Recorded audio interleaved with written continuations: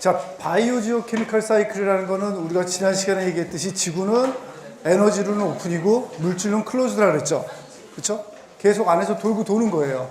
그렇기 때문에 사실은 여기서 나온 대로 지구에서 생물이 계속 살아나갈 수 있었다 하는 겁니다.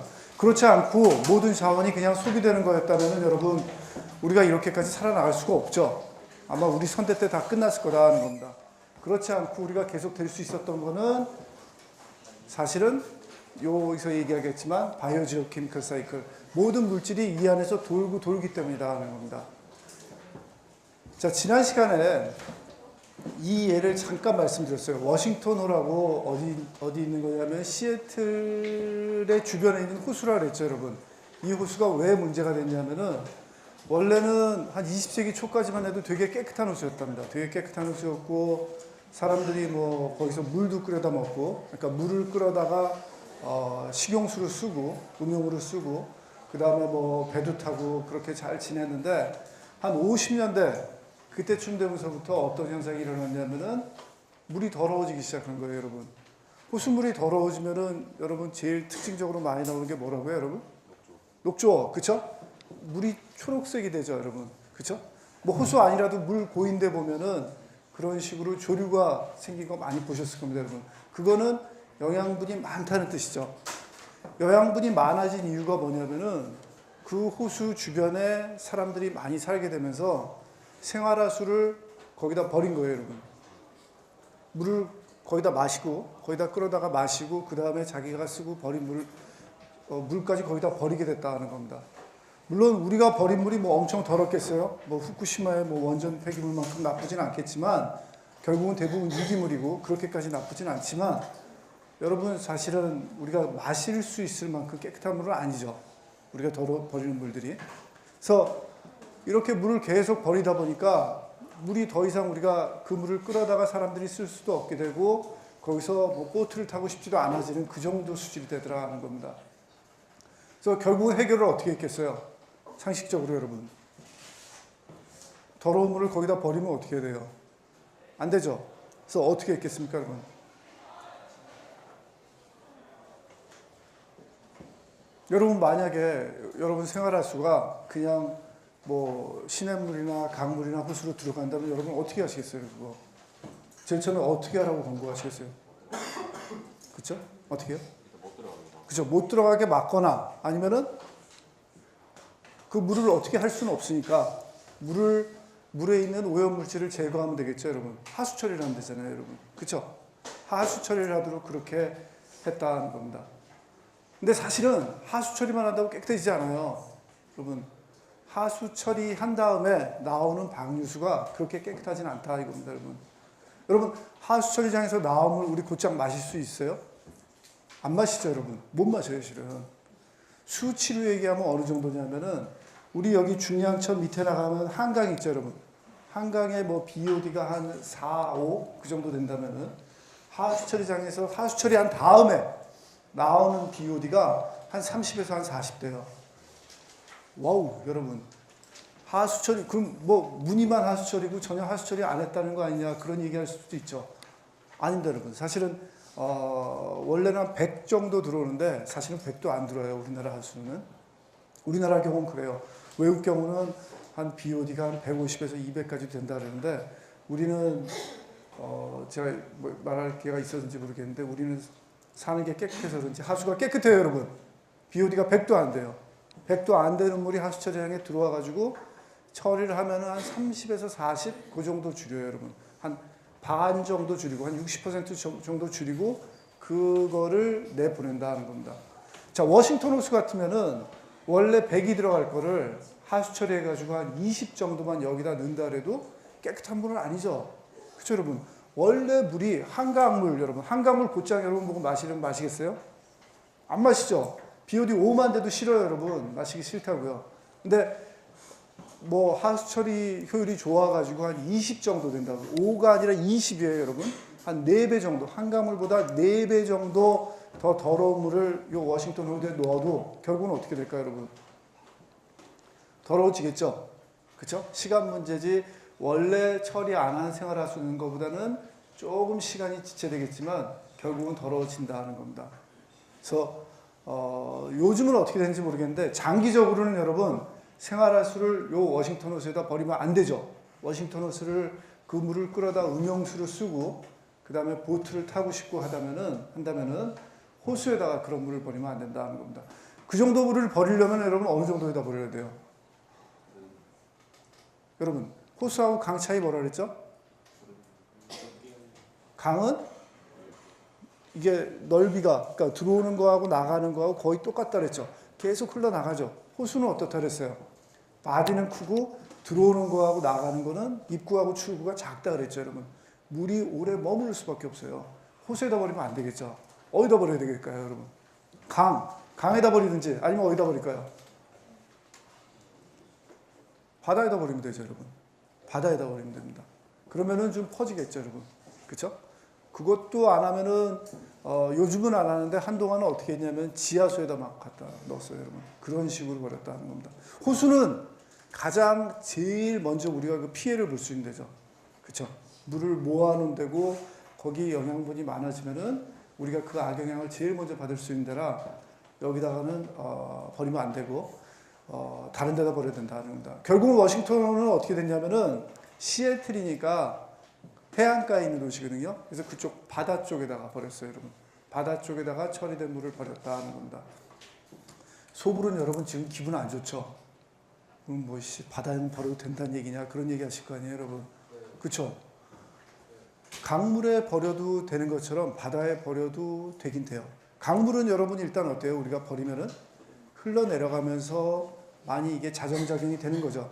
40 남아있던 게 시간이 지나면 그게 분해가 된다는 겁니다. 바다에 버릴 때도 여러분 잘 버려야죠. 그거를 뭐 해운대 바닷가에다 사람들 해수욕장에다 곧장 끌어대면은 안 되죠, 여러분. 그러면 안 되고 보통 어떻게 하냐면은 관으로 연결해가지고 한 몇 킬로 한 수 킬로 정도 쫙 빼내가지고 저 멀리 보내요, 여러분. 멀리 보내면은 해안가보다는 훨씬 더 물결의 흐름이 좋을 거 아닙니까? 조류도 있을 거고. 조류에 의해서 이렇게 움직이다 보면은 우리 강물에 버려가지고 자정작용에 의해서 유기물이 분해되는 것처럼 분해가 된다는 겁니다. 어쩔 수 없습니다, 여러분. 현실입니다. 안 그러시면 어떻게 하시겠어요? 그 물 다 먹어버릴 수도 없잖아요. 그렇죠? 우리한테 물은 필요하고 결국은 우리가 제거해야 될 건 오염물질이잖아요. 100% 제거할 수 있어요. 하우스 처리장에서 BOD 100을 여러분 제로까지 만들 수도 있어요, 사실은. 근데 만들려면 여러분 어떻겠습니까? 돈이죠, 돈. 돈이 많이 듭니다, 여러분. 돈도 많이 들고 시간이 많이 걸린다 이거죠, 여러분. 그 정도까지 그거를 받아들일 만한 우리가 그 사회적인 여건이 아직 안 된 거예요, 여러분. 돈은 있죠. 세금 모아서 국가에서 돈이 내는데 거기보다는 딴 데도 쓰고 싶다는 겁니다. 그거는 그 정도에서 자정작용에서 돌아가도 물론 여러분 몇몇 사람들은 병에 걸릴 수가 있어요. 그렇죠? 그 물을 뭐 곧장 마신다거나 아니면은 그 하수처리장에서 여기서 낚시하는 것들 좋아하시잖아요, 여러분. 하수처리장 밑에서는 여러분 낚시가 특히 잘 돼요. 왜 잘 되겠어요, 여러분? 영양분이 많잖아요. 그렇죠? 물고기가 잘 잡혀요. 뭐 그런 거에서 뭐 영향을 받을 수 있지만 그 리스크라는 게 아주 작다는 거죠. 그 정도 사회적 리스크는 우리가 감당하고 넘어가는 거죠, 여러분. 나중에 여러분들이 우리가 더 기술이 더 좋아지고 하면은 뭐 그것도 가능할 거예요. 완전히 처리해가지고 그 물을 수돗물로 곧장 연결시킨다거나 그런 것도 가능하겠죠. 한 가지만 더 말씀드릴게요. 실제로 그런 실험을 한 데가 있어요, 여러분. 미국에서 한 조그만 도시에서 캘리포니아에 물이 워낙 없으니까 여러분 물을 100% 양을 리사이클 하자고 나온 거죠. 우리가 일부 물이 어디서 끌어와서 마셨으면은 여러분 우리가 뭐 버리잖아요. 설거지하고 화장실 가서 버리고 다 버리잖아요, 여러분. 그 물을 100% 리사이클하는 거예요. 오염물질을 제가 얘기한 대로 BOD가 100이 있었다면 그거를 제로로 만들고 그거를 사람들한테 수돗물로 그대로 공급해 주려는 그 플랜을 짰어요, 여러분. 그 경우는 어떤 경우입니까? 그 도시는 물이 너무 없기 때문에 그 코스트를 감당하고도 물을 확보해야 되겠다는 거죠, 여러분. 물이 없으면 그렇게 할 수밖에 없잖아요. 그렇죠? 뭐 낙타 오줌도 먹는다는데 뭐 그렇죠? 물 깨끗이 처리해서 먹으면 가능하잖아요. 그런데 기술적으로는 가능해요, 여러분. 100% 제거하는 게 가능한데 돈이 많이 들어서 그렇지. 근데 주민들이 결국은 반대했어요. 주민들이 왜 반대했냐면은 여러분들이 지금 느끼는 똑같은 심정 때문에 다들 반대했다는 겁니다. 여러분, 물론 여러분들이 공부하는 공학이고 기술이긴 하지만 여러분들이 적용한 그 기술에 의해서 아주 여러분들이 화장실에서 그 버린 물이 다시 깨끗해져 가지고 내일 아침 여러분들이 밥상에서 먹는다면은, 마신다면은 수용하시겠어요? 여러분, 기술적으로는 돼요. 기술적으로는 100% 여러분한테 가능하다는 겁니다. 보장해 드릴 수 있어요. 그리고 여러분들이 실험하시면 되잖아요. 그리고 여러분 뭐 4년 지난 다음에 여러분들 실험하실 수 있을 테니까 그래가지고 실험해 봐가지고 마실 수 있는데 주민들이 그럼에도 불구하고 싫어하더라는 겁니다. 이해는 되죠? 그죠? 심정적으로 못 받아들이는 거예요, 여러분. 심정적으로 못 받아들여가지고 결국은 안 했죠. 그 이후로 아직까지 지구상에서 그런 실험을 한 데는 없어요. 순전히 뭐 기술적으로 테스트해가지고 그걸 마시는 데는 없고 아직은 제가 말씀드린 현실대로 강해버리거나 아니면은 먼 바다에 버리는 게 우리의 현실이다 하는 겁니다. 자, 워싱턴 호수에서 얘기하는 바는 뭐냐면은 제가 드리고자 하는 바는 뭐냐면은 여러분 워싱턴 호수에서 여러분들이 얘기했듯이 녹조가 꼈죠, 여러분. 녹조가 피기 시작했다 하는 겁니다. 그거는 왜 그런 거예요, 여러분? 물 속에 있는 여러 가지 영양분이 딱 어떻게 비율이 맞아가지고 그 알지가 그 플랑크톤이 확 자라나기 시작한 거죠, 여러분. 그죠? 원래는 여러분 여기서는 원래 플랑크톤이 잘 자라려면은 여러분 잘 아시는 것처럼 탄소, 질소, 인, CMP. 그쵸, 여러분? 비료의 3대 요소 여러분 아셨죠? 그쵸? 그게 비율이 딱 맞아야 돼. 아니죠. 비료의 3대 요소는 CMP가 아닌가? NPK인가요? 뭐든지 간에 여러분 CMP가 더 메이저입니다. 더 중요합니다, 여러분. 탄소, 나이트로전, 포스포러스, 탄소, 질소, 인이 훨씬 더 중요한데 워싱턴 호수에서는 여러분 대부분 호수에서 어떠냐면은 탄소하고 질소는 충분히 있어요. 근데 조류가 안 피고 안 끼는 이유가 뭐냐면 대부분 호수에서 인이 없어서 그래요, 여러분. 인이 모자라기 때문에 인만 들어오면은 여러분 그게 비율이 딱 맞아가지고 조류가 확 활성화되는 거예요. 민물에서는. 그래서 여러분 이런 호수에서 수질 관리할 때 조류가 안 생기게 할 때 제일 중요한 게 뭐냐면은 인만 잡으면 돼요, 여러분. 사실은 물론 질소하고 탄소하고 다 잡을 수 있으면 최고예요. 다 잡을 수 있으면 최고인데 그러려면은 역시 좀 힘들다 하는 겁니다. 질소하고 탄소는 워낙 많이 있어요, 여러분. 자연적으로 많이 있다는 겁니다. 그거를 제거하기가 쉽지 않은데 이는 그 소스가 분명해요. 보통 어떻게 되냐면은 사람이 넣지 않으면은 특별히 생기는 경우가 없다는 겁니다. 여기 들어가는 경우가 없다는 겁니다. 질소하고 인은 막 들어가요. 사람이 아니라도. 그래서 인이 모자라기 때문에 이게 못 자라고 있는데 인만 잘 컨트롤하면은 실제로 잡을 수 있다는 거죠. 여러분 4대강 뭐 얘기할 때 그 얘기 하잖아요. 뭐 조류 대책이 있냐 그럴 때. 그쵸, 여러분? 거기서도 조류 대책 한 가지밖에 없어요. 인만 컨트롤하면 돼요. 인만 잡으면 돼요. 인은 게다가 제가 뭐라 그랬죠, 여러분? 보통 사람에 의해서 들어간다 그랬죠. 사람에 의해서 들어가니까 그것만 막아주면 된다는 겁니다. 그래서 여기서도 인만 잘 컨트롤 됐으면 조류가 안 됐다는 거죠, 여러분. 그죠? 인이 결국은 뭐예요, 여러분? 우리 어렸을 때부터 배운 제한 요소라는 거죠. 리미팅 팩터라는 거죠. 리미팅 팩터.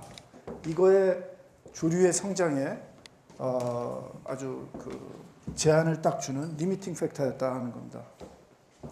그래서 이 지구 전체의 바이오지오 케미컬 사이클 이런 그 여러 가지 물질들이 생명체에 의해서 그 다음에 여러 가지 그 지구 이 뭐 지올로지컬한 지질학적인 거에 의해서 또 화학적인 거에 의해서 어떻게 순환하는지 배우는 게 이 단원의 핵심이다. 전반적으로는 제가 어떻게 됐냐, 일반적으로 모든 케미칼들이 어떻게 됐냐면은 이런 방식으로 순환을 한다 그랬죠. 그죠? 대기 중에도 존재하고, 그 다음에 유기체, 사람이나 식물이나 아니면 동물, 그런 유기체 안에도 존재하고, 그 다음에 흙에 존재하겠죠. 그죠? 우리는 흙에 기반하고 살고, 그 다음에 사이에 여러분 뭐가 있을 수 있냐면은 물이 있을 수도 있겠죠. 물이 있고 또 그 다음에 흙 아래는 여러분 그냥 토양 입자가 아니라 결국은 그 아래 가면 바위가 있죠. 요 바위, 요 사이클을 크게는 돌고 돈다는 겁니다. 모든 케미칼들이 이렇게 돌고 도는데 케미칼에 따라서 어느 부분에 더 많이 있냐, 어느 부분에 적냐 하는 그 특성만 다르지 일반적으로는 이러한 사이클, 지구 내에서 이런 여러 가지 요소들을 내에서 돌고 돈다는 겁니다. 자, 그렇다면은 앞에서 본 지구의 여러 가지 요소들, 그 실제로 케미칼들이 머물 수 있는 그런 요소들에는 뭐가 있냐 하면은 크게는 요 네 가지로 얘기할 수 있다는 겁니다. 첫 번째, 리토스피어. 리토스피어라는 거는 우리가 얘기하는 요 고체 부분입니다. 우리가 이 서 있는 이 고체 부분, 그래서 바위나 흙을 얘기하고, 그 다음에 앰모스피어는 대기를 얘기하고, 그 다음에 하이드로스피어라는 거는 강물이나 호수물이나 그 다음에 바다, 그럼 그 물로 이루어진 부분들을 우리가 하이드로스피어라고 한다. 그 다음에 생명체, 그 다음에 그 유기체를 다 얘기하는 말로서 바이오타가 있다. 바이오타에 대한 그 개념 정의는 제가 앞쪽에서도 했습니다, 여러분. 그래서 앞쪽 노트를 보시면은 분명히 돼 있다는 겁니다. 그래서 앞에 그림에 보신 그 여러 가지 요소를 화학물질이 돌고 도는 거는 다시 말로 하면은 요 네 가지 요소들 내에서 순환을 하는 거다라는 겁니다. 방향은 왔다 갔다 할 수도 있고, 뭐 화살표가 어떤 거는 이쪽으로 가는데 어떤 거는 그쪽으로 안 갈 수도 있습니다. 물질에 따라서. 그렇지만 결국은 요 네 부분에서 결국은 돌고 돈다는 겁니다.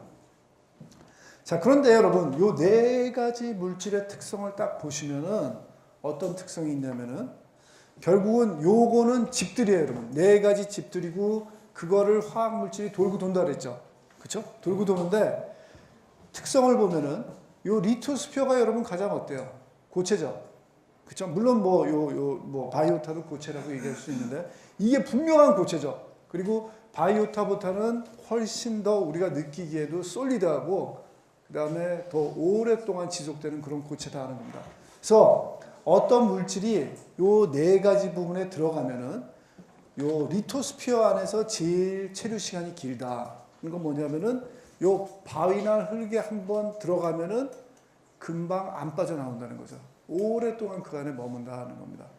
반면에 앰모스피어, 대기 중에 어떤 물질이 들어갔을 때는 가장 여기서 빨리 나온다는 겁니다. 체류 시간이 제일 짧다는 거죠. 자, 체류 시간의 의미 아시겠죠, 여러분? 그쵸? 뭐 단어 자체는 되게 쉽잖아요. 체류 시간. 그래서 체류 시간이 리토스피어 안에 들어가면 제일 길고 앰모스피어 안에 들어갔을 때는 제일 짧다 하는 겁니다. 금방 다른 데로 옮겨갈 수 있다는 거죠. 자, 그렇다면은 우리가 대상으로 하는 물질, 화학 물질은 뭐냐? 그 네 가지 구성 요소를 돌고 도는 그 구성 요소들, 그러니까 구성 요소를 돌고 도는 화학 물질이라는 거는 크게 이렇게 생각할 수 있겠죠. 우리가 아는 주기율표에 있는 모든 원소들, 그렇죠? 그런 것들이 다 돌고 도는 거잖아요. 맞죠, 여러분? 돌고 도는 거고 그것들이 이동을 하는 거다 하는 겁니다. 그래서 103개의 화학 원소 중에서 생물체에 필수적인 건 24가지다. 사실은 뭐 우리가 뭐 103개 다 관심 있고 다 추적하면 좋긴 좋은데 다는 관심 없다 이겁니다. 여러분. 다 관심 없고 특히 우리가 관심 있는 거는 생명체와 관계되는 거에 관심이 있고 그런 것들은 한 24가지 정도 된다는 겁니다. 이 중에서도 또 24가지 중에서도 생명체에 많이 필요한 거를 우리가 뭐라고 부르냐면은 매크로 뉴트리언트라고 부르고 별로 안 필요한 거, 뭐 필요하긴 한데 그 양이 아주 미니멀로 필요하다는 겁니다. 그래서 사실은 우리가 크게 관심이 없는 정도면은 마이크로 뉴트리언트 그렇게 부른다는 겁니다. 그래서 우리가 특히 관심 있는 건 그럼 뭐겠습니까, 여러분? 매크로 뉴트리언트죠. 그것들이 어떻게 돌고 도냐에 우리가 관심이 있겠죠. 결국은 이 바이오타가 어떻게 유지되냐, 그게 우리의 큰 관심이기 때문에.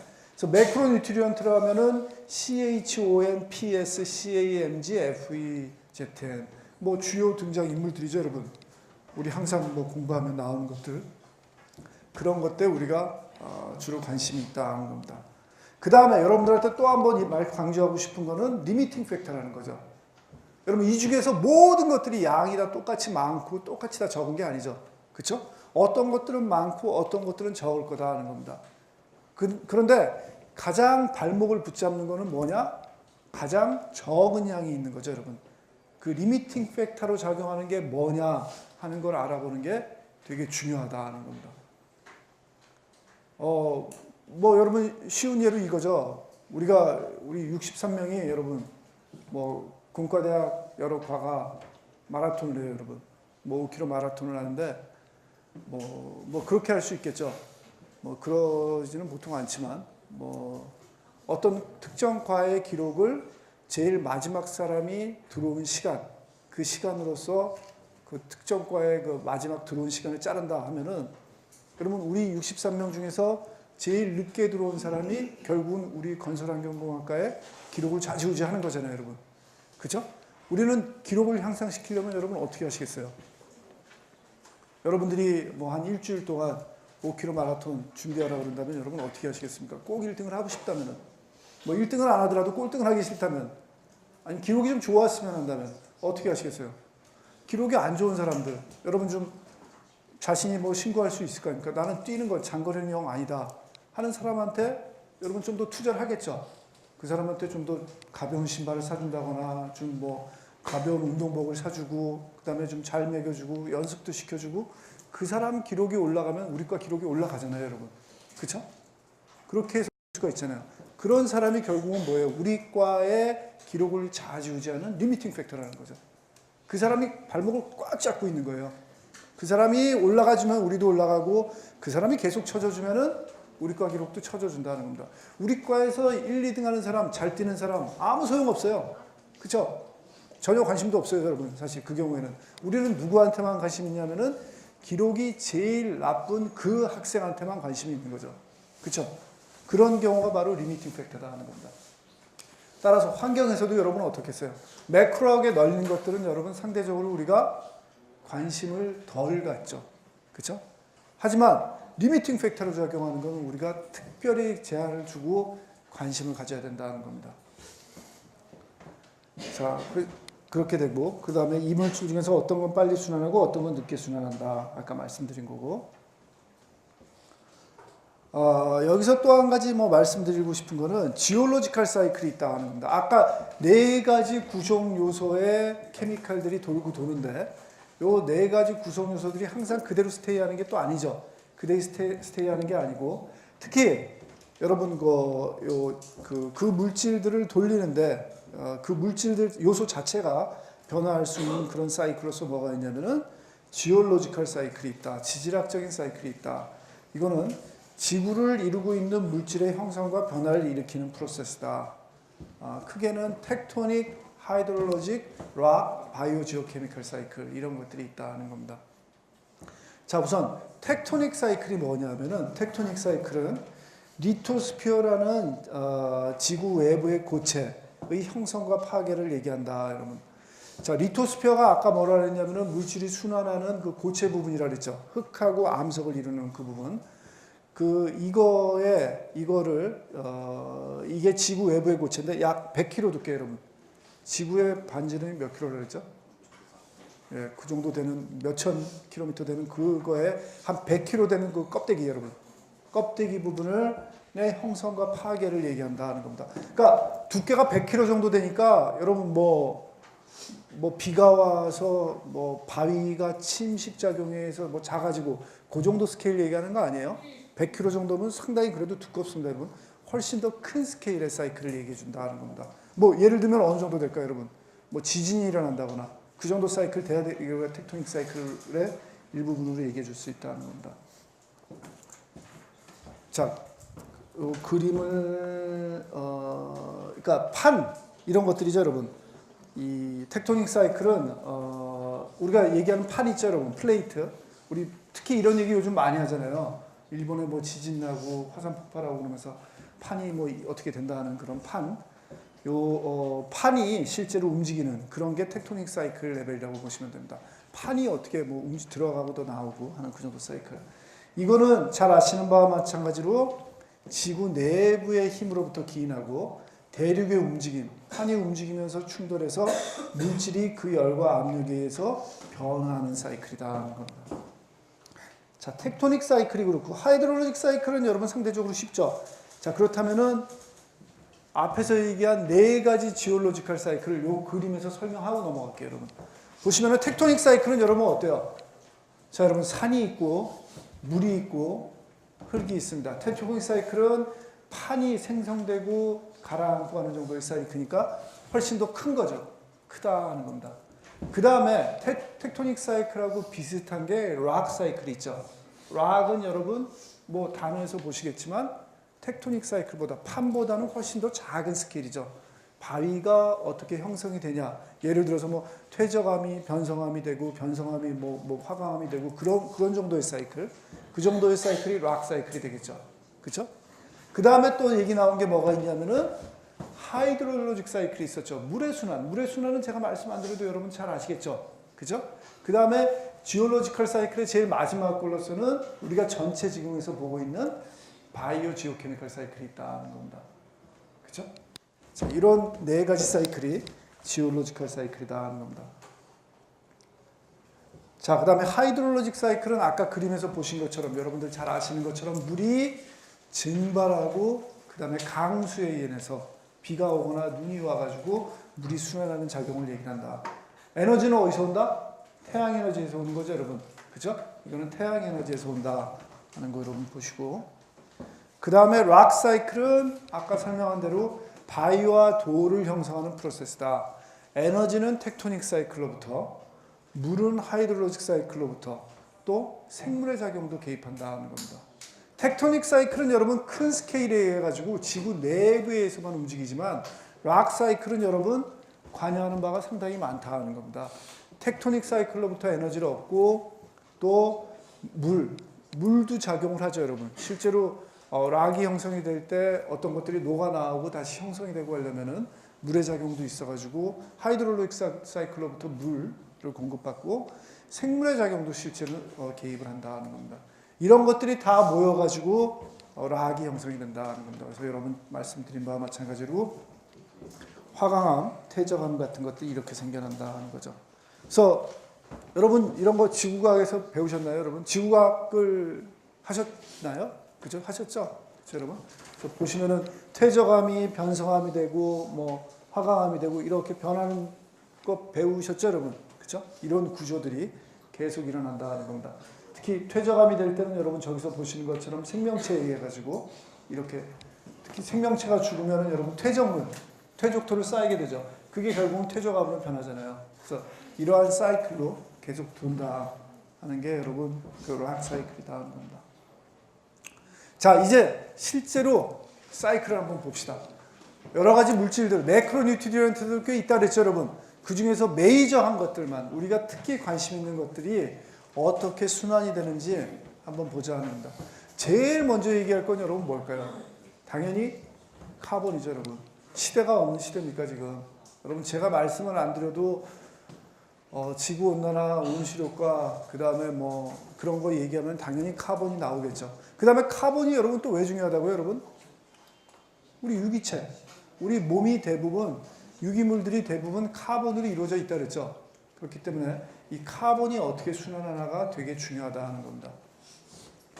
자, 카본은, 탄소는 다시 한번 말씀드리지만 유기물질의 근본이다. 그죠? 그 다음에 유기물질의 근본이고 이게 특히 어떤 작용에 의해서 잠깐 이 그림을 한번 보여드리고 요걸 한번 보시면 되겠네요. 탄소가 실제로 자연계에서 어떻게 환경 내에서 움직이는지 그 순환하는지 보여드린 그림입니다, 여러분. 나중에 정리해서 한번 다시 말씀드릴 텐데 아까 제가 제일 처음에 이번 시간에 들어와서 일반적으로 제너럴라이즈된 그 사이클하고 크게 다르진 않죠. 물에 갔다가 흙에 갔다가 생명체에 갔다가 뭐 다시 대기 중으로 가고 이런 식으로 돈다는 겁니다. 크게는 여러분 어떻게 나눌 수 있냐면은 카본이 앰모스피어에 있는 경우, 그 다음에 카본이 여러 가지 그 랜드 바이오타, 락, 소일, 그 다음에 파슬 퓨어 이런 이 육지 쪽에 있는 경우, 그 다음에 카본이 바다나 물이나 그런 쪽 그 수채 쪽에 있는 경우, 이 세 가지로도 이렇게 구분을 할 수가 있다는 겁니다. 거기서 또 이렇게 왔다 갔다 하고 좀 더 자세히 그리면은 이렇게 된다는 겁니다. 그래서 보시면은 유기물질의 근본이고 광합성과 호흡에 의해 가지고 여러분 소비되고 생명체에서 또 여러분 방출이 되고 그렇게 되죠, 여러분. 그죠? 그 다음에 우리한테 요즘 크게 된 이슈는 여러분 잘 아시는 것과 마찬가지로 CO2. 공기 중에 CO2가 얼마나 있냐. 그게 특히 우리한테는 아주 관심이죠. 다른 데 있는 카본은 상대적으로 관심이 있죠, 여러분. 어떤 데 관심이 있나요? 석유? 그쵸? 석탄. 그런 데도 관심이 있겠지만 제일 시대적으로 우리한테 제일 지금 스트레스를 주는 이슈는 CO2다는 겁니다. 그렇게 카본이 중요함에도 불구하고 여러분 나중에 한번 또 보여드릴 텐데 아직도 우리는 완벽하게 이해를 못하고 있어요, 여러분. 여러분 혹시 한번 들어보셨어요? 여러분 들어보셨는지 모르겠는데 지구온난화에 관해서 여러분 안 온다고 지금 주장하는 학자들도 있어요. 그러니까 사실은 지구온난화는 아직도 약간 퀘스천 마크는 해요. 그게 어떻게 펼쳐질지. 근데 온실효과 자체도 여러분 퀘스천 마크라고 주장하는 학자들이 있다는 겁니다. 개인적으로는 그렇게 생각 안 해요, 여러분. 나중에 여기서 들으시겠지만 여러분 너무나 명백한 근거들이 있어요. 근거들이 있어가지고 온실효과는 제가 보기에는 거의 뭐 99.9%라고 봐도 될 것 같은데 그것도 흔드는 과학자들이 막 나와요, 여러분. 자, 왜냐하면은 앞에서 간단하게 그린 카본 사이클을 우리가 아직도 이해를 못하고 있는 거예요. 다 몰라요, 여러분. 여러분 환경 문제 잘 모른다 그랬죠? 그 대표적인 경우가 바로 이 경우다 하는 겁니다. 몰라요, 여러분. 잘 모르기 때문에 우리가 일부 사람들은 온실효과를 받아들이는 사람이 대부분에도 불구하고 최근 2, 3년 전에 아주 국제적으로 유명한 학자들이에요. 그런데 아니라고 주장하는 사람들도 나왔어요, 여러분. 그래서 약간은 헷갈리고 있는 거죠, 세상이. 근데 여러분 이 과목을 들으시면은 아니라는 거 여러분 아실 거예요. 헷갈리실 필요 없습니다. 분명히 있습니다. 특히 이 카본 사이클 중에 중요한 건 뭐냐면은 카보네이 실리케이트 사이클이다. 자, 카보네이 실리케이트 사이클이라는 건 뭐냐면은 카본은 C죠, 여러분. 카보네이트 하면 여러분 뭐죠? 카보네이트 하면은 탄산이죠, 여러분. 카보네이트니까 CO3. 그렇죠? 그것들이 또 아주 중요한 사이클이다 하는 겁니다. 여러분 추석 연휴 동안 아주 마법이 일어나 버렸습니다, 여러분. 분필이 다 없어져 버렸어요. 자, 카보네이 실리케이트 사이클은 뭐냐면 여러분 요 경우 생각하시면 돼요. 카보네이트 하면은 여러분 뭐냐면은 대기 중에 CO로 존재하죠. 대기 중에는 CO로 존재하는데 이게 물 속에 들어오면 어떻겠어요, 여러분? H2하고 만나면 여러분 뭐가 돼요? H2CO3가 돼야 되죠. Finally H2CO3가 되는 겁니다. 탄산이 되는 거예요. 근데 여러분 탄산이 곧장 되지가 않죠. 어떻게 돼요, 여러분? 일단은 물 속에 들어오면은 여러분 어떻게 되냐면은 요 HCO3 요런 형식으로도 바뀌고 또 CO3-2 그런 식으로도 바뀌죠, 여러분. 그죠? 그런 식으로도 바뀌고 그다음에 그런 것들이 여러 가지 물이나 그다음에 요 땅에 있는 CA나 이런 SI 이런 것들과 만나면은 여러 가지 다른 물질로 변할 수가 있다는 겁니다. 그러니까 C 중에 특히 우리가 관심을 둬야 될 건 뭐냐면은 HCO3나 CO3 형태, CO3-2 형태로 존재하는 경우, 그 경우가 아주 많다는 거죠, 여러분. 아주 많을 수밖에 없겠죠. 화학적으로 생각해 보세요. CO2가 물 속으로 들어가면은 물에 들어가 있는 H나 OH하고 반응을 하다 보면은 H 하나, O 하나 더 붙잡으면 CO3가 될 것이고, CO3-2가 되고, H 하나 붙잡으면 HCO3-가 될 거 아닙니까, 여러분? 그런 식으로 존재하는 이런 것들이 실제로 아주 카본을 설명하는데 중요하다는 겁니다. 그래서 이 카보네이 실리케이트 사이클, 이런 것들이 CO2의 한 80%를 설명을 한다는 겁니다. 80%를 설명하고 그 다음에 이거는 네거티브 피드백에 의해서 이 사이클이 애트모스피어릭 템퍼리처를 안정화시키는데 도움을 준다는 겁니다. 여러분 네거티브 피드백, 우리 네거티브 피드백 뭐라 그랬죠? 좋은 거라 그랬죠? 그렇죠? 높으면은 내리고 낮으면은 올려준다 그랬죠? 안정화시켜준다는 겁니다. 자, 애트모스피어릭 템퍼리처를 컨트롤한다 그랬으니까 네거티브 피드백에 의해서 온도가 올라갈 때 온도를 낮춰준다는 얘기죠, 여러분. 그쵸? 요 무슨 얘기입니까? 대기 중에 존재하는 T는 여러분 뭐냐면은 대기 중에 존재하는 CO가 물 속에 녹아 들어간다는 거죠. 그쵸? 물 속에 녹아 들어갈 때 HCO3 이런 것들로서 잡혀줘가지고 물 속에 잡혀줘가지고 실제로 온도를 낮춰주는 역할을 한다는 겁니다. 그쵸? 그래서 요 카보네이 실리케이트 사이클이 특히 물하고 관계된 거고 여러분 그쵸? 그 다음에 그게 카본 사이클의 80%나 설명을 하기 때문에 실제로 대기 중에 CO2 농도가 높을 때 그걸 잡는데 큰 역할을 하는 게 요 카보네이 실리케이트 사이클이다 하는 겁니다. 물이 중요하다는 거죠. 그쵸? 자, 여러분 요 그림 한번 보세요. 여러분 프린트를 안 해오셨는데 오늘도 또 프린트를 해오려니까 프린트를 해오시면은 잘 보일 텐데 좀 보세요, 여러분 같이. 이거 그러니까 카본 베스터. 자, 무슨 얘기냐면은 글이 좀 작은데 여러분 노트에 보시면 잘 보일 거예요. 자, 여러분 대기 중에 있는 CO2를 우리가 요 목욕탕, 욕조라고 한번 생각해 보세요, 여러분. 욕조 안에 들어있는 물이 지금 들어있는 물이 대기 중에 있는 CO2입니다. CO2고 여러분 욕조라는 건 여러분 어떻게 쓰는 거예요, 우리가?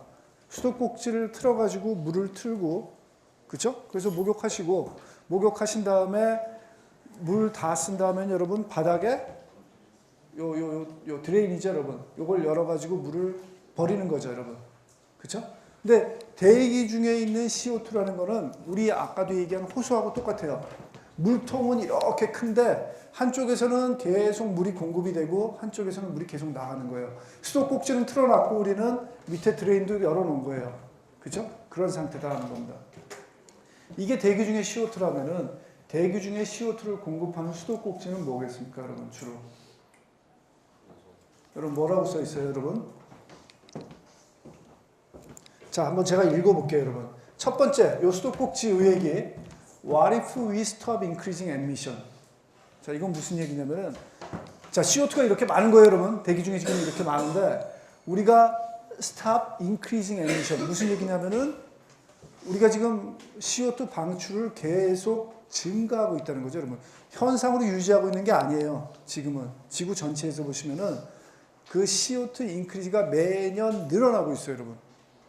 늘어나고 있어요. 여러분 우리나라만 한번 생각해 보세요, 여러분. CO2 방출이 안 늘어난다고 생각하세요? 여러분 느끼기에 어떠세요? 여름에 시원해진 데가 줄었어요. 뭐 올여름은 그럴 수도 있겠죠, 여러분. 올여름은 뭐 전력 대란이라 그래가지고 하도 전기를 꺼내가지고 에어컨을 안 킨 데가 많았죠, 여러분. 그래서 그럴 수도 있겠지만 점진적으로 보면 최근 10년간 그리고 향후 한 10년간 여러분 우리나라 경제 발전된 걸 봤을 때 여러분 냉방 안 된 데가 줄 것 같아요, 늘 것 같아요? 네, 그렇죠. 냉방 안 된 데는 줄죠. 냉방 되는 데는 늘 거예요, 여러분. 그냥 가만히 있으면은. 우리가 의식적으로 엄청난 그냥 그 어려움을 감내하고 그 아주 뭐 싫은 걸 감내하고 노력하기 전에는 냉방은 더 늘어날 거다 하는 겁니다. 자, 반대로 겨울에 한번 생각해 보세요, 여러분. 난방되는 데가 줄겠어요, 늘겠어요? 늘겠죠. 추운 데가 줄어들 거다 하는 겁니다. 여러분 차 타고 다니는 데가 우리가 줄까요, 늘까요?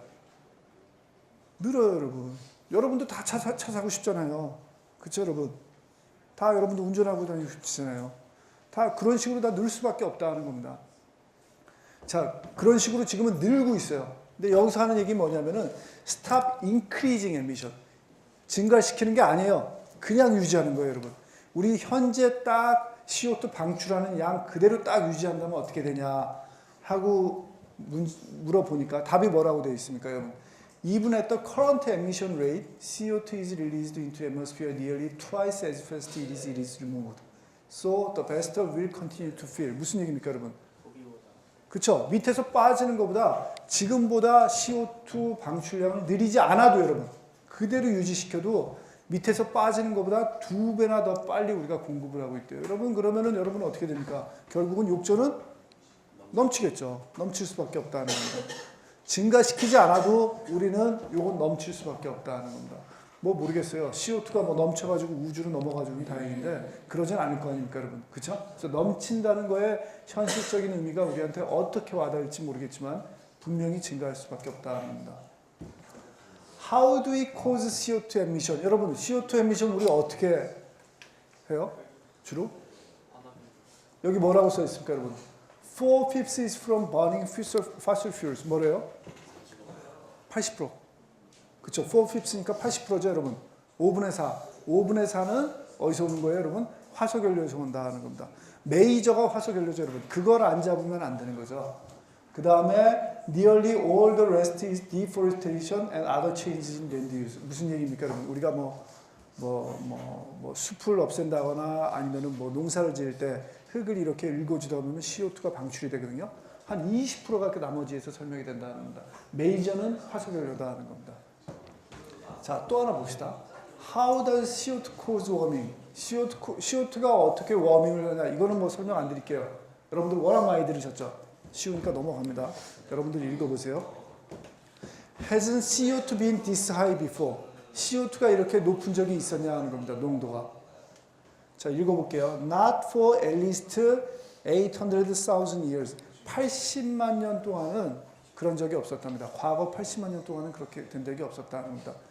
이거는 어떻게 알았냐면은 여러분 저 극지방에 가면은 남극지방에 가면은 우리가 아이스 코어 뜨죠. 아이스 코어 떠가지고 동위원소 분석을 하면 알아요, 여러분. 동위원소 분석을 하면 안다는 겁니다. 이거는 여러분 내년에 여러분들이 환경공학 개론 배우실 때 어떤 원리에서 그거 하는 건지 배우실 거예요. 자, 그런 거에 의해서 80만 년 전 동안, 최근 80만 년 동안은 우리가 이렇게 높은 적이 없었다 하는 겁니다. And 그 마지막 보세요. And probably not for millions of years. 아마 수백만 년 동안도 그런 적이 없었을 거다 하는 겁니다. 수백만 년 동안에 우리가 아이스코어를 못 떠서 기록이 없어서 그런 건지 그런 거지. 실제로는 그렇게 높은 적이 없었다 하는 겁니다. 그래서 CO2 레벨이 이렇게 높은 적이 없었어요, 여러분. 우리가. 자, 그렇다 하는 거고. 자, 그 다음에 how much is too much? 얼마나 많아야 아주 많은 거냐 하는 겁니다. 대답, no one is sure. 이거죠, 여러분. no one is sure라는 얘기만큼 우리가 아직 우리가 다 모른다는 거예요, 여러분.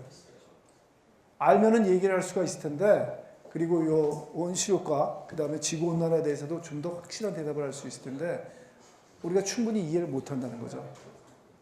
Some scientists think we need to reduce CO2 level back down to 300 ppm. 아마 350 ppm까지 줄여야 된다 하는 과학자들도 있답니다. 그렇게 되는데,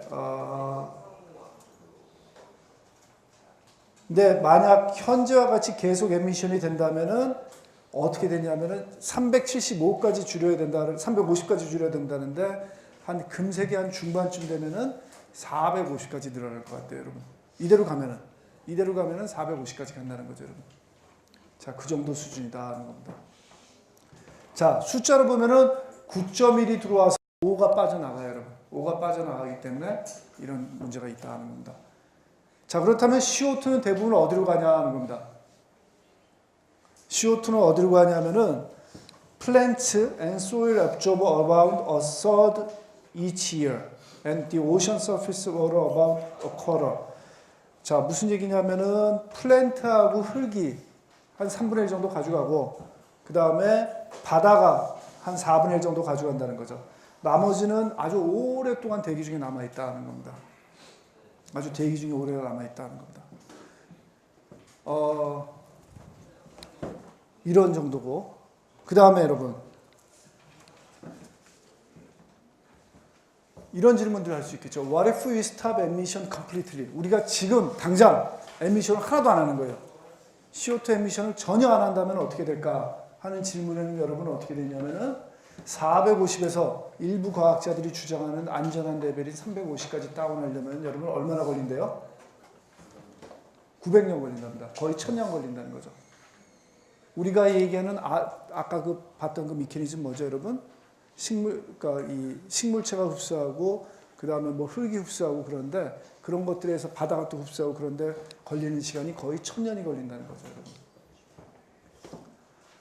플랜트하고 소일은 상대적으로 빨리 가져가요. 그런데 가장 지금 제일 문제가 되는 게 뭐냐면은 요거 딥오션 쪽이 괜찮아요, 여러분. 이 딥오션이라는 건 바다 깊은 데죠, 여러분. 거기서도 상당히 CO2를 흡수할 수가 있습니다. 근데 바다 깊은 데는 여러분 뭐가 문제예요? 안 가죠, 여러분. CO2는 요 대기 중에 있고 바다는 이렇게 있으면은 CO2가 어느 정도만 가겠습니까? 그 수표면 정도만 왔다 갔다 하겠죠. 저 깊은 데까지는 금방 안 간다는 겁니다. 그렇죠? 그래서 요 바다 쪽으로 요 CO2를 가져갈 수 있다면은 상당히 괜찮은 방법이겠죠. 괜찮은 방법이고 이거를 어떻게 활용하는 방법을 많이들 고민하고 있어요. 뭐 어떤 방법이 있는지 모르겠어요. 바닷물을 위로 끌어당긴다 그런 것도 하고 있죠, 여러분.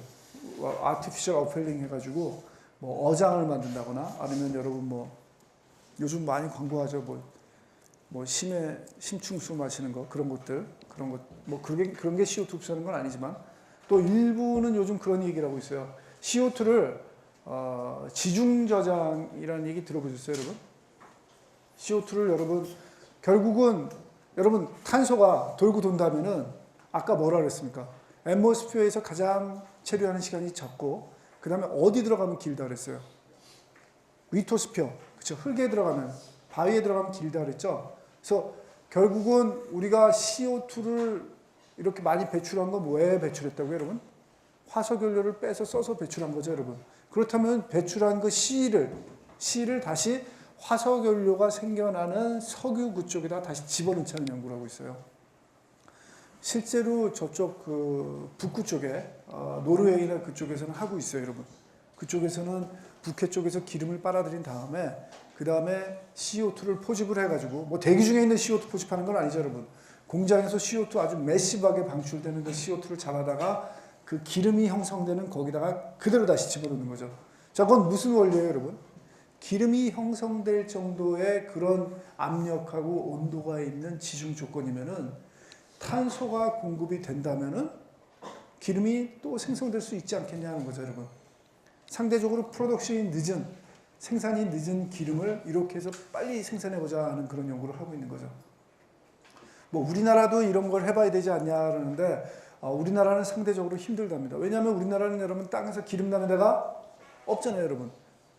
그런 데다 넣어야 이게 말이 되지. 그렇지 않고 그냥 땅 파놓고 CO2 막 쑤셔 넣는다고 그게 갑자기 기름이 되지는 않는다는 겁니다, 여러분. 괜히 뭐 땅만 또 불안정해지겠죠. 그래서 안 되고. 그 다음에 상대적으로 또 많이 하는 게 딥 오션에다가 아주 깊은 심해에다가 CO2를 집어넣자는 연구도 하고 있어요.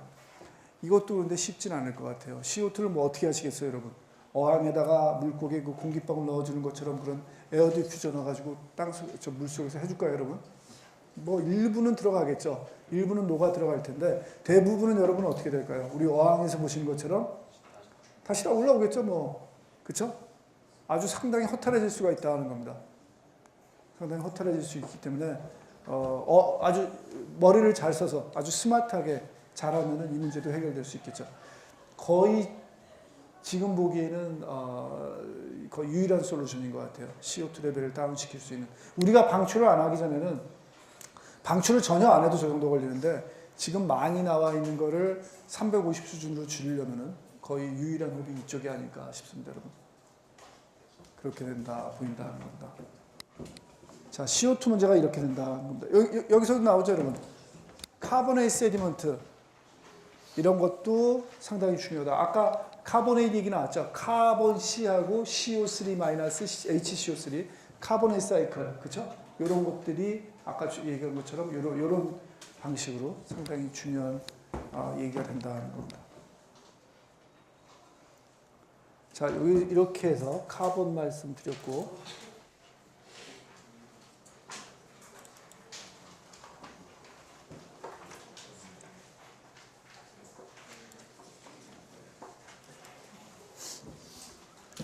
자, 그 다음에 말씀드리고 싶은 게 질소입니다. 아까 매크로뉴트리언트 하면서 제일 먼저 나온 게 C였죠, 탄소. 그 다음에 두 번째 나온 게 질소다는 겁니다. 자, 질소가 중요하다는 거 여러분 다 인정하시죠? 카본 다음으로 질소. 우리 몸 질소 많잖아요, 여러분. 그 다음에 질소는 또 어디 많아요? 대기 중에 많잖아요. 몇 프로가 질소예요? 그렇죠. 78, 79, 81, 뭐 부피나 무게냐에 따라 가지고 79에서 81%, 그 정도 숫자 얘기하죠, 여러분. 아주 많은 부분이라는 겁니다. 자, 질소는 대기 중에는 많아요. 근데 대기 중에 많은 거에 비해서 상대적으로 우리 생체나 아니면은 뭐 흙속이나 그런 데에는 적죠. 그렇죠, 여러분? 카본이 대기 중에 얼마나 돼요, 여러분? 얼마 안 되죠. 그렇죠? 여러분이 아시는 뭐 CO2하고 뭐 그 정도 해봤자 얼마 안 되잖아요. 대기는 대부분 산소하고 질소잖아요. 아주 나머지 다 미니멀이라는 겁니다. 얼마 안 되고 사실은 이쪽 바이오타에 많은 거에 비하면은 질소는 어떤 특징이 있냐면은 대기 중에는 엄청납니다. 대기 중에는 엄청나는데 실제로 이 생명체나 고체는 탄소보다 더 적죠. 더 적다 하는 겁니다. 물질에 따라 특성이 이렇게 다르다 하는 겁니다. 대기 중에 많은 질소를 우리가 실제로 이런 것들이 고체 부분에 곧장 오는 방법은 어떤 방법이 있냐면 나이트로전 픽세이션이라고 있어요, 여러분. 질소 고정화라는 거죠, 여러분. 들어보셨어요, 여러분? 질소 고정화. 많이 일어나는 게 라이트닝이나 뭐 번개나 아니면은 바이올로지컬 액티비티에서 실제로 질소 고정화가 일어난다는 겁니다. 그래서 뭐 예를 들면 N2가 암모니아로 되고 암모니아가 뭐 또 나이트레이트로 되고 이런 것들에 의해서 질소 고정화가 실제로 되는 거죠, 여러분. 질소 고정화라는 건 다시 한번 말씀드리지만 대기 중에 있는 질소가 뭔가 생명체의 유용한 성분으로 바뀌는 거죠. 그렇죠? 어베일러블한 그런 성분으로 가용한 성분으로 바뀌는 게 나이트로전 픽세이션이라고 보시면 된다는 겁니다. 그 다음에 요 나이트로전 픽세이션도 있고 그 다음에 또 이런 것들이 다시 픽스된 나이트로전이 다시 대기 중으로 방출도 돼요, 여러분. 그러니까 예를 들면 나이트레이시 여러분 요 화합을 보세요. NO3- 이게 N2로 되려면 여러분 어떻게 되면 돼요? 뭐가 빠져나가면 돼요? NO3에서? O가 하여튼 떨어져 나가주면 되죠. 그죠? O가 떨어져 나가주면 된다는 겁니다. 그런 반응에 의해 가지고 그런 반응을 우리가 뭐라 그러냐면은 디나이트리피케이션이라고 해요, 여러분. 디나이트리피케이션.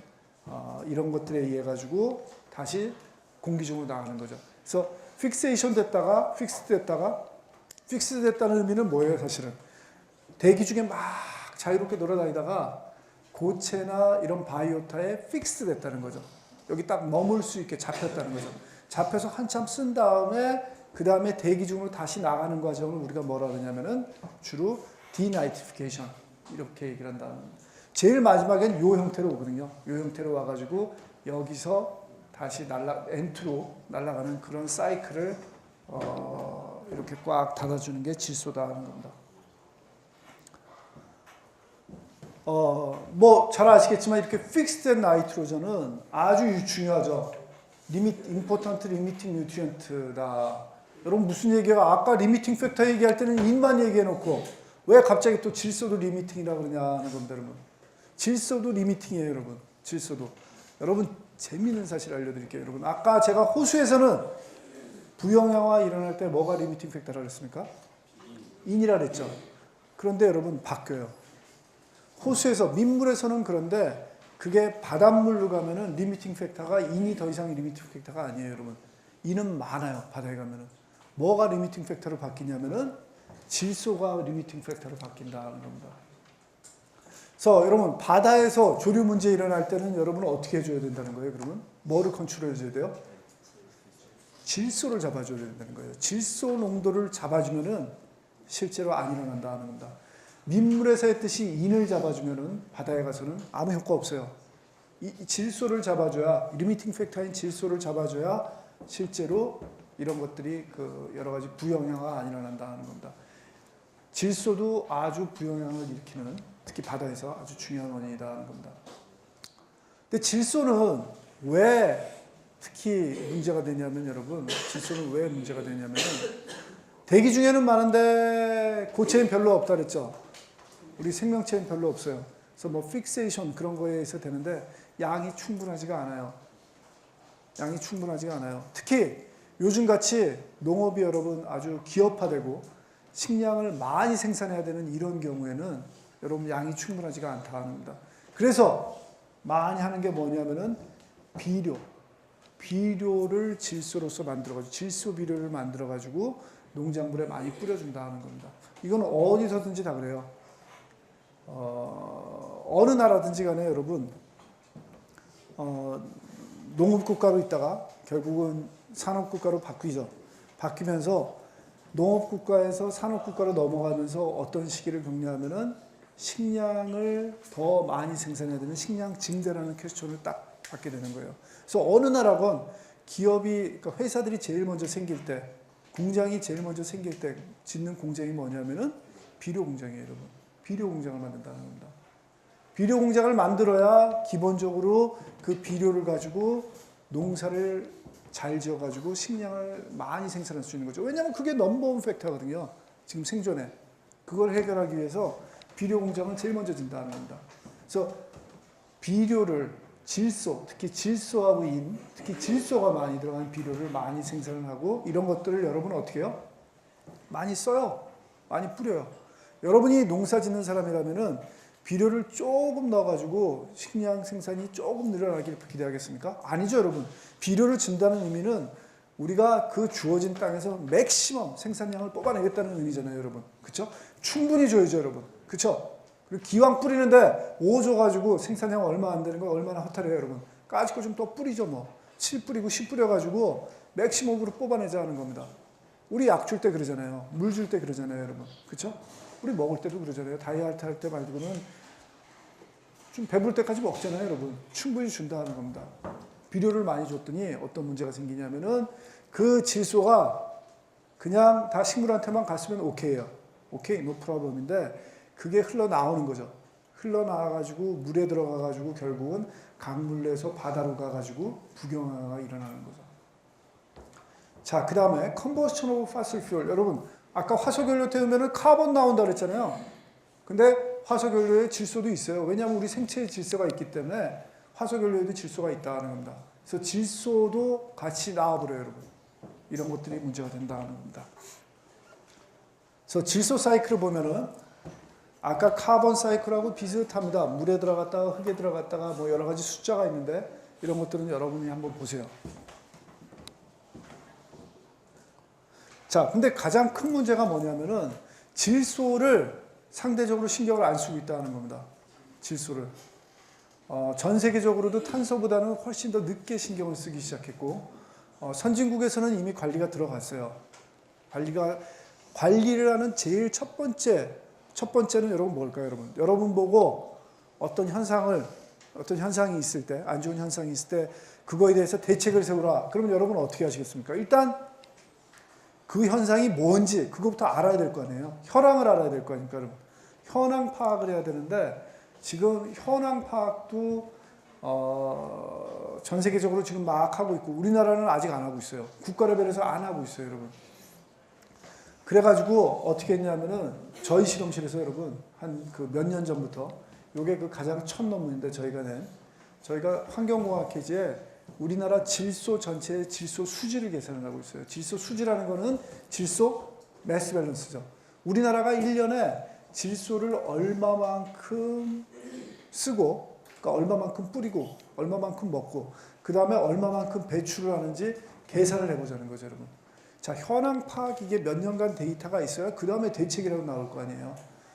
작은 대책들은 있는데 우리나라에서 큰 대책이 없더라는 겁니다. 그래서 이거를 지금 저희가 4번째 지금 거의 다 돼가고 논문 또 이제 하려고 하는데 거의 매년 그 기록을 남기고 있는데 이거는 2008년 논문이에요. 환경공학회지 2008년 논문이고 저희 실험실에 나왔는데 여러분 선배죠. 윤동민 군이라고 학번이 한 공학번 될 겁니다. 윤동민이. 지금은 유학가 있습니다. 저희한테 석사하고 유학가 있는데 그 학생이 주로 정리한 데이터입니다, 여러분. 딴 거 보지 마시고 이거 보세요. 우리나라 전체 질소의 인풋하고 아웃풋이 있죠. 그렇죠? 인풋에서 제일 큰 게 뭡니까, 지금? 제가 얘기한 대로 뭐예요, 여러분? 비료가 제일 크죠? 비료량이 제일 많다는 겁니다, 여러분. 자, 재밌죠? 비료가 많다 그랬는데 우리나라는 어떤 단계에 있냐면은 전년에 비해서 2008년이니까 2006년 데이터일 거예요. 아마 2006년 아니면 2005년 데이터인데. 여러분, 그렇죠. 2008년에 논문을 쓰면은 우리가 그 나와 있는 데이터를 써야 될 거 아니에요. 우리가 2008년에 논문이 나왔다는 얘기는 2007년쯤 우리가 그 논문을 실제 작업한 거거든요. 2007년 아마 하반기나 돼야 2006년 데이터가 국가적인 데이터가 나오고 2005년 데이터밖에 없어요. 그래서 나라에서 나온 데이터들, 그러니까 전 뭐 부처에 깔려 있는 데이터리지죠. 여기저기 몰려 있는 데이터들을 다 모았어요. 모아가지고 계산한 거예요. 계산했더니 줄었어요. 인풋이 줄었어요, 여러분. 좋은 사인이죠. 질소를 우리가 덜 쓰는 거예요. 그 다음에 게다가 더 좋은 거는 비료량이 상당히 줄었어요. 그렇죠? 354킬로톤에서 311킬로톤. 아주 좋은 사인입니다, 여러분. 그럼에도 불구하고 비료가 제일 많고, 그 다음에 아웃풋 경우에는 여러분 어때요? 아웃풋 경우도 줄었죠. 675에서 632. 전반적으로 트렌드는 좋아요. 근데 여러분 문제가 뭐 있어요? 보세요. 인풋이 1300인데, 오케이, 올해 숫자로 합시다. 뭐 1300이라고 봐도 되죠. 인풋이 1300인데 아웃풋은 얼마예요? 아웃풋은 여러분 632예요. 와우, 나머지 한 600은 어디 간 거예요? 600은 어디가 있을까요, 여러분? 매스 밸런스니까 여러분 뭘 따지는 거냐면은 내 바디에서 들어오고 나간 거 따지는 거예요. 들어오는 건 뭐 있겠어요? 내 몸에 들어오는 거. 먹고 마시고 피부를 통해서 들어온 거. 나가는 거는 피부를 통해서 나가고 밑으로 나가고. 그죠? 그 정도 따지는 거예요, 여러분. 그러면은 나머지는 어디 있다는 거예요? 내 몸을 생각한다면 내 몸에 쌓여 있다는 거죠, 여러분. 그만큼 질소가 우리 한반도에 남한에, 북한 데이터는 못 넣고 남한의 바디에 들어가 있거나 흙에 들어가 있다는 거죠, 여러분. 계속 이 정도 유지되면 다행이고, 근데 뭐 좀 약간의 돋보긴 봐야 되는 거죠. 좋은 거는 줄고 있어요. 이건 무슨 얘기냐면은 국가에서 한 이때부터 신경을 쓰기 시작한 거죠. 우리가 비료를 너무 많이 준다는 걸 알고 좀 관리하기 시작했어요. 그럼에도 불구하고 이 양을 선진국하고 비교해보면 아직도 많아요, 여러분. 비료량이 좀 많아요. 좀 잘 줘야 되고 스마트하게, 그 다음에 준 다음에 그 흐르는 물을 잘 관리를 해야 되는 거죠. 자, 우리나라 경우는 이렇습니다. 자, 우리나라가 이렇다 그래서 현재 지금 식량 생산이 안 돼가지고 굶어 죽고 있는 그런 나라에서 비료를 주지 말아야 된다, 그런 건 아닙니다, 여러분. 그런 나라에서는 비료를 줘야 돼요. 줘가지고 식량 생산을 더 해가지고 사람들이 먹고 살아야죠, 여러분. 굶어 죽게 해서는 안 되잖아요. 어느 나라든지 간에. 그런 나라에서는 비료가 더 필요한데 우리나라 정도 되면은 관리할 필요가 있다는 거죠, 여러분. 계속 계산해서 나중에 올해 논문이 나오면은 후반부에 여러분 몇 년간의 트렌드를 제가 그래프를 보여서 한번 보여드릴게요. 이 표가 아니라. 그래서 질소도 여러분들 상당히 중요하고 우리가 꼭 신경 써야 되는 문제다 하는 겁니다. 특히 환경하는 사람들한테 중요한 게 뭐냐면은 수질에 아주 직접적인 영향을 줘요, 질소가. 그렇기 때문에 아주 중요하다 하는 겁니다.